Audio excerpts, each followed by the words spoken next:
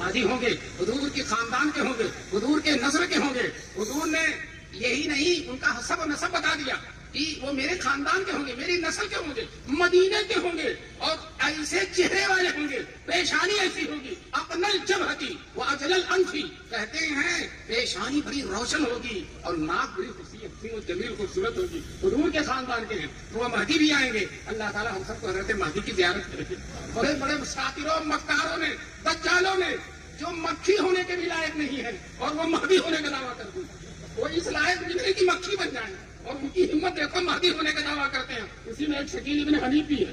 شکیل ایک منحوس چہرہ، نحوست زدہ چہرہ، لگتا ہے صبح صبح 70 جوتے چہرے پر پڑے ہوئے ہیں، اور وہ مہدی ہونے کا دعویٰ کرتا ہے. کجا عیسیٰ خدا دجال ناپاک، کہاں مہدی اور کہاں یا ناپاک دجال. بہرحال اس کے شر سے اللہ تعالیٰ ہم سب کی حکمت کی حفاظت فرمائے. بہرحال اور آخر میں حضرت عیسیٰ علیہ السلام تشریف لائیں گے، اور بڑا اعزاز ہے اس امت کا، بڑا اکرام ہے اس امت کا.